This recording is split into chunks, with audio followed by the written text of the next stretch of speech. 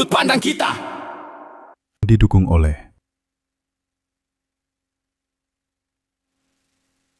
masih bersama saya Ton Pradana di POV bersama dengan Andin ya. Oke, kita lanjut lagi. Din, boleh dong dikasih tahu nih, kalau buat jadi solo traveler cocoknya itinerary-nya apa? Kalau untuk yang keluarga, pasangan atau tungin temen-temen, ini gimana cocoknya menurut kamu? Aku jawab yang keluarga dulu ya. Boleh. Kalau yang keluarga ini biasanya harus cari penginapan yang cocok sama anak-anak. Ya.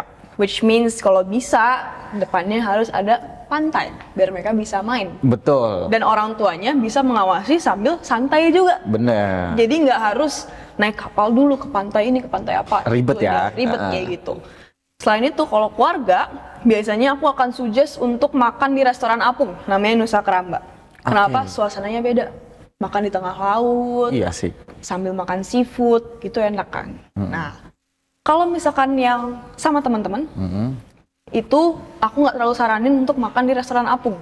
Aku saranin untuk bakar-bakar malam-malam sama local guide.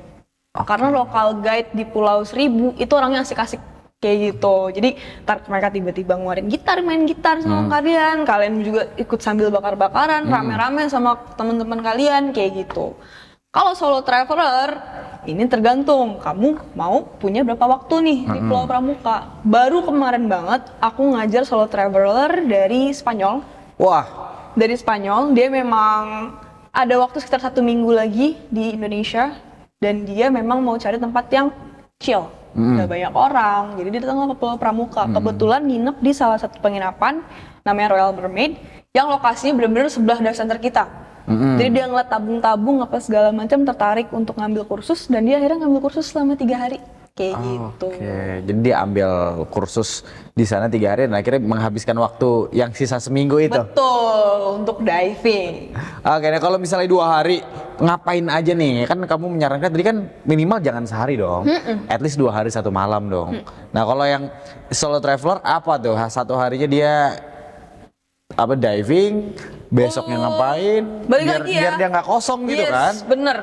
Kalau misalkan kamu udah certified, idealnya hari pertama kamu dive, hari kedua kamu jalan-jalan di pulau, kelilingin bisa ngunjungin yang penangkaran penyu ataupun the mangrove, hutan mangrove yang aku jelasin tadi. Tapi kalau misalkan kamu belum punya sertifikasi, balik lagi bisa program trial. Atau kamu juga bisa di hari pertama full kamu mau snorkeling trip.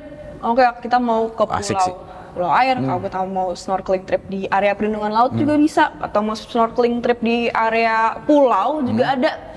Di spot depan dermaga itu juga bisa dilakukan untuk snorkeling kayak gitu. Kalau misalnya untuk pasangan, nah kalau pasangan kita nggak tahu dong, beda lagi dong. Mungkin mereka butuh nuansa yang romantis, suasana yang kayak gimana, tapi tetap bermain air nih misalnya.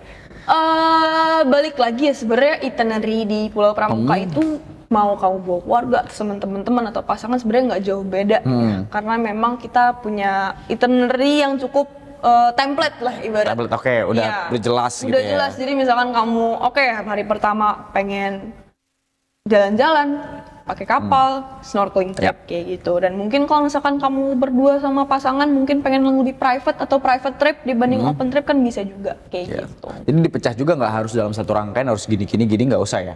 Sama aja kayak kita misalnya ke Jakarta mau kemana-mana bebas, nggak kayak pakai tour guide juga gitu ya. Jadi misalkan kamu nginep di suatu tempat, di salah satu penginapannya, kamu bisa tanya ke resepsionis, aku pengen ngelakuin apa, itu bisa. Nanti dikasih saran juga sama resepsionisnya. Oh mungkin idealnya untuk ini, gitu. Yang paling common seperti apa? Oke, nah Dikasih pilihan lah ibaratnya. benar. Oke, kalau gitu sebenarnya untuk orang-orang atau mungkin sahabat Eljon yang baru nonton juga gitu ya, di Pulau Pramuka ini sebetulnya keunggulannya apa aja setelah mungkin selain yang kita belum tahu sebelumnya, apa yang harus mereka tahu dan mereka harus rasakan di Pulau Pramuka itu khususnya, atau mungkin Pulau Seribu lah gitu. Yang harus tahu dan harus rasakan sebenarnya lautnya sih, karena nggak banyak orang yang nggak banyak orang tuh yang ngerasa kayak ini dekat kota pasti nggak bakal bagus tempatnya. Iya, karena kita takut tercemar kan. Banyak juga yang ngerasa kayak ada apa sih, paling juga nggak ada apa-apa. Tapi sebenarnya kalian you'd be surprised on banyak pulau-pulau kita tuh yang udah berkembang.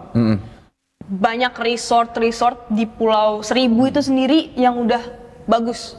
Resort selain di Pulau Pramuka itu sendiri banyak banget. Ada salah satunya Macan. Pulau Macan itu eco resort. Ya. Jadi kalau kamu nginep di Macan itu view-nya bisa langsung laut. Di kamar tidurnya langsung view-nya laut terbuka. Ada juga ada lapangan padel juga di salah satu pulau di Pulau Seribu. Seru sih main padel di antara laut sih, seru ya. Tapi sore ya jangan siang-siang kalau main padel. Cuman pertanyaannya kalau misalnya kita mukulnya kenceng, kalau yang jago-jago kan sampai keluar lapangan tuh. Kalau masuk laut siapa yang ngambil? Biar aja ya, kayaknya harus ngambil sendiri juga, harus nyebur juga. Nyemplung ya? Ada nelayan samping-samping yang ngambilin bola. Nggak ada ya? Nggak ada. Oke, lanjut. Boleh apa lagi, Bu? Mungkin apa lagi? Kita juga selain Pulau Seribu ada juga destinasi untuk diving. Kita juga ada Pulau Sepa, ada juga Pulau Putri. Itu juga salah satu dive spot yang pulau yang bisa kamu jadikan untuk dive spot. Tapi memang kendalanya cuma jarak sih. Untuk Pulau Sepa dan Pulau Putri itu sedikit lebih jauh dari Pulau Pramuka. Di Pulau Macan kita juga punya diving juga. Jadi kalau misalkan kamu nginep di Pulau Macan, which is like a proper resort yang orang benar-benar kalau kesana emang untuk chill, tapi kamu pengen nyoba diving, di situ juga ada. Karena Mazu Diver sendiri kita juga kerjasama sama Pulau Macan. Jadi kalau misalkan kamu tertarik, kamu juga bisa diving di Pulau Macan. Oke. Nah, sebenarnya kalau dari Mazu Diver sendiri kan kalau aku mendengarkan sudah cukup menguasai daerah di sana dan juga sebetulnya sudah tahulah, sudah sangat capable di Kepulauan Seribu. Tapi kalau aku tanya misalnya sebetulnya kesulitan atau mungkin tantangannya sendiri apa sih dari Mazu Divers ini sendiri atau mungkin dari kamu yang kamu rasakan, ada problematik juga nggak di sana? Musuhnya tuh apa sih? Banyak apa tuh? Salah satunya adalah kurangnya kolaborasi antara pelaku wisata, warga lokal dan juga pemerintah sekitar. Oke. Contoh, kalau kita diving atau kita snorkeling atau free diving, kita kadang-kadang butuh pakai kapal untuk mencapai destinasi tertentu. Yang aku bilang tadi, area perlindungan laut. Untuk sekarang masih banyak kapal-kapal yang menggunakan jangkar. Jadi saat mereka berhenti, mereka harus buang jangkar.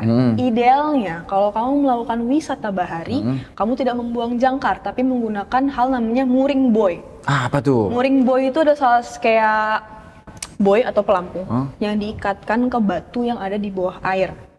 Jadi tali itu akan tetap di spot itu. Jadi kalau misalkan kapal mau sandar, tinggal diikat ke tali tersebut atau ke pelampung tersebut. Jadi kamu nggak harus buang jangkar. Sedangkan kalau kamu buang jangkar terus-terusan di spot tertentu, kalau memang orang ini tidak sering bawa kapal atau orang ini tidak pernah bawa kapal sebelumnya, buang jangkarnya bisa sembarangan, which means bisa merusak karang. Oh, merusak karang, nggak buat nyangkut-nyangkutin itu ya? Betul, kayak gitu. Jadi menurutku kurangnya kolaborasi yang gigit gitu, kurangnya kolaborasi antara masyarakat, pelaku wisata dan juga pemerintah sekitar. Oke, berarti membuat hal tersebut bisa jadi suatu hal yang berkelanjutan loh, kayak gitu. Mungkin sebetulnya seandainya bisa dibikin dermaga juga kali ya, dermaga yang lebih oke atau kayak gimana yang bisa bantu untuk sandar kapal atau gimana? Kalau untuk spot diving sih nggak ideal ya untuk bikin dermaga, karena kan itu kayak contoh ini pulau kecil, terus di daerahnya sekitarnya repot ya? Iya, susah. Kalau misalkan kita mau bikin dermaga di setiap spot diving, mungkin harus bikin sekitar 30 dermaga lebih soalnya. Iya sih, banyak ya. Oke, kalau gitu kalau menurut kamu kolaborasinya harus seperti apa dan harapannya gimana? Apa yang bisa yang harus dibuat agar biar semuanya terlindungi lah, semuanya dapat enaknya lah gitu? Mungkin yang pertama harus start by meeting ya, definitely ya, karena dari masyarakat, pemerintah dan juga pelaku wisata kan harus sinkron dulu nih, suaranya harus sinkron dulu, kita mau melakukan apa, tujuannya untuk apa, harapannya ya semoga bisa terlaksanakan, bisa terjadi dan bisa di-maintain sebagaimana rupa agar memang spot-spot di area Pulau Seribu ini bisa terlindungi dan tidak lebih terjadi kerusakan gitu loh yang lebih parah. Karena balik lagi banyak banget warga-warga lokal yang sudah menjadi mata pencahariannya itu dari wisata. Kalau misalkan alam tidak kita jaga, karangnya semakin rusak, ikan-ikannya semakin sedikit, kita mau makan dari apa sih? Ya, nggak ada yang dijual ya jadinya ya. Oke, itu yang harus penting dan harus dilanjutkan juga. Kalau kamu merasa ada yang kamu lihat di sana juga, apa yang sudah ada yang bisa dimanfaatkan. Sebetulnya kalau kamu melihat di Pulau Pramuka tuh sebenarnya potensi gede banget ya sih? Potensinya gede banget, gede banget. Tapi ya itu, selain masalah pembuangan jangkar yang tidak ada regulasinya, banyak juga masyarakat lokal yang masih mencari mata pencaharian hidupnya itu dari mengambil ikan hias. Oh, Gitu. Biarpun di Pulau Pramuka hampir tidak ada, tapi di pulau seberang Pulau Pramuka dari Pulau Panggang, which is pulau penduduk terpadat wajar di sih. Pulau Seribu. Makanya kayak misalkan ikan nemo atau clownfish kayak gitu, kadang-kadang kalau mereka nemu, mereka lihat, mereka ambil dan mereka jual untuk akuarium hias. Yes, betul. Itu juga salah satu dilema ya, atau masalah yang masih harus kita hadapi, karena memang mereka mata pencahariannya salah satunya dari situ. Kita belum memiliki hal-hal yang bisa menggantikan. Ya. Jadi makanya itu yang juga yang menyebabkan variasi ikan di Pulau Seribu itu tidak sebanyak variasi ikan di tempat-tempat kayak Bali gitu. Oh ya, mungkin sana edukasi sudah jauh lebih banyak dan lebih matang juga. Nah, seandainya bisa nih dilakukan sebuah inovasi atau mungkin ya bisa memang inovasi lah ya, bisa disebut memang inovasi, apa yang bisa harusnya dilakukan biar ini nih orang-orang biar lebih bisa tertarik lagi ke sini, lebih nyaman, mungkin bisa long stay juga ke sini. Itu apa aja inovasi yang kira-kira bisa dilakukan? Untuk di Pulau Pramuka sendiri? Untuk di Pulau Pramuka sendiri sebenarnya balik lagi ke segmen sih ya. Kalau menurutku inovasi yang dilakukan salah satunya bisa dari pengembangan masyarakat justru. Berbahasa Inggris contohnya. Banyak masyarakat yang masih belum pede ngomong bahasa Inggrisnya. Jadi mungkin kita bisa melakukan pelatihan untuk agar masyarakat bisa lebih nyaman untuk berkomunikasi dengan tamu-tamu mancanegara. Selain itu, karena di Pulau Pramuka sendiri ini tidak banyak pasir putih, pasir putihnya sangat sedikit, dan kita memiliki pantai di belakang pulau namanya Pantai Sunrise.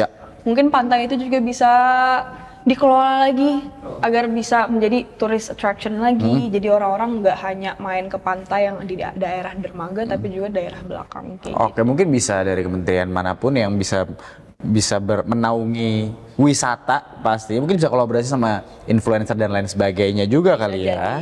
Ya, dan juga untuk pelatihan sendiri, mungkin kalau dari pihak swasta, kalau kamu lihat pihak swasta kan juga salah satu yang mendapatkan keuntungan dari bisnisnya. Kira-kira memungkinkan nggak kalau cuma dari pihak swasta untuk benar-benar mengorganize warga lokalnya untuk bisa dibilang menaikkan kualitas dari masyarakat di sana? Bisa banget. Bisa banget. Teman-temanku pribadi itu sekarang banyak sekali mereka yang udah bersemangat banget untuk berkecimpung di dunia wisata ini. Dari mereka jadi pemandu apapun itu, wisata pemandu karaoke? Bukan. pemandu ini dong, wisata di sana dong. diver ya. Nyanyi kalau itu beda. Lanjut. Iya, pemandu wisata mereka sudah banyak banget yang bersemangat.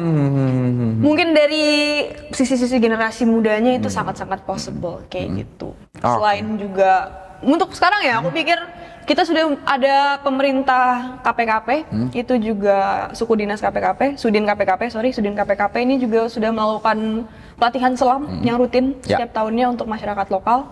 Tapi mungkin salah satu hal yang bisa aku sarankan atau aku improve dari masyarakat pulau itu sendiri adalah cara mereka berkomunikasi dengan turis lokal ya, which is dengan bahasa Inggris kayak gitu. Oke, benar-benar aku cukup setuju karena walaupun aku tidak pernah ke Kepulauan Seribu, cuman pernah ke tempat lain yang menurutku ya salah satunya adalah Danau Toba di Sumatera juga gitu kan, adalah tempat yang bagus banget menurutku. Tapi humannya menurut aku masih perlu peningkatan kualitas.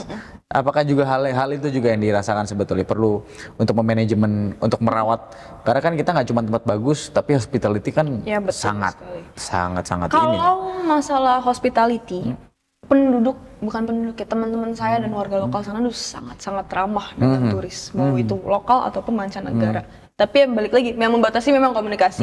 Tapi other than that, sekarang sudah jauh lebih baik. Masyarakat sudah benar-benar sangat terbuka dengan tourism. Masyarakat sudah mulai hampir majority sudah berpartisipasi dengan tourism. Baik itu dari contoh, misalkan banyak orang yang dulu mata pencariannya nelayan. Mungkin sekarang masih nelayan. Cuma pada Sabtu Minggu mereka bisa rental kapalnya mereka untuk turis pakai kayak gitu. Banyak juga yang punya catering. Catering itu juga bisa ditawarkan kepada masyarakat lokal. Jadi memang kalau secara aspek sustainability kita memang menyeluruh banget. Kayak contoh Mazu Divers juga, kalau misalkan ada tamu kita yang datang, kan kita biasanya mengarrange semua dari mereka berangkat sampai mereka pulang. Kita catering dari warga lokal. Kapal-kapal yang kita pakai juga dari pengusaha lokal atau warga-warga lokal juga. Jadi memang kita mengutamakan sebagaimana mungkin kita memanfaatkan apa yang dimiliki warga-warga itu. Oke, kalau gitu. Berarti kan nelayan di sana punya, bisa dibilang punya side job, punya freelance. Betul sekali. Ada side jobnya mereka. Betul. Mereka punya side job. Mereka emang nangkap ikan, tapi di hari Sabtu dan Minggu weekend mereka bisa menjadi tour guide juga. Yes, betul nih. sekali. Terakhir, Andin, kasih pesan dong buat sahabat Eljon nih, atau mungkin masyarakat Indonesia yang lagi nonton ya sekarang. Kasih pesan ke mereka tentang mungkin kenapa harus memilih Pulau Pramuka, dan mungkin kamu boleh ngajak juga ya untuk datang ke Pulau Pramuka dan juga berlibur di sana. Boleh, silakan. Buat teman-teman yang pengen belajar diving, Pramuka itu sangat cocok buat kalian belajar. Karena memang it's very suitable for beginners. Terus juga kemudian untuk kalian-kalian generasi muda atau generasi si Gen Z yang memang pengen belajar scuba diving, pengen punya sertifikasi, cuma takut instrukturnya terlalu kaku atau gimana, bisa belajar sama aku gitu. Karena sesama Gen Z biasanya ngajarnya jauh lebih enak. Tapi other than that, kalau memang kalian tertarik untuk belajar scuba diving, Indonesia memiliki alam keindahan bawah laut yang sangat-sangat kaya. Jadi kalau misalkan kalian nggak belajar diving, you're missing out. Nah, kamu akan rugi. Ya, you're missing out. Jadi kalau paling nggak kamu nggak merasakan scuba diving, ngerasain mancing lah ya kan, makan ikan langsung kita bakar, barbekyuan. Nah, itu kan juga menarik. Jokesnya adalah kalau Betul. kita di pulau bilangnya ikannya tuh baru mati sekali. Kalau kamu makan seafood di Jakarta itu udah mati 3 kali, dipancing, ditransport pas nyampe restoran. Bener. Kayak gitu. Fresh banget guys seafood di sana. Dan rasanya pasti akan lebih. Aku pernah banget makan yang ikan baru sekali mati. Yes. Iya kan, bukan mati Beda. suri. Ya kan, kalau di supermarket ikannya mati suri. Kalau gitu terima kasih. Jadi sahabat Eljon, demikian POV kali ini. Saksikan terus Point of View di @eljontv untuk diskusi menarik lainnya. Update berita terkini seputar pariwisata, bisnis dan juga investasi di portal berita eljonnews.com. Jangan lupa ikuti juga sosial media kami di @eljonnews dan juga @eljontv.official. Saya Anton Pradana pamit. Sampai ketemu lagi ya. Eljon TV, pionir televisi pariwisata dan dialog inspiratif Indonesia. POV, Point of View. Ruang diskusi. Perspektif baru lintas generasi. Yeah, yeah, yeah, yeah, yeah. POV. Bukan sensasi, bangun diskusi, data bicara, bukan asumsi. Pariwisata bangkit, bisnis maju, investasi melaju, lintas generasi, lintas persepsi. POV, sudut pandang kita.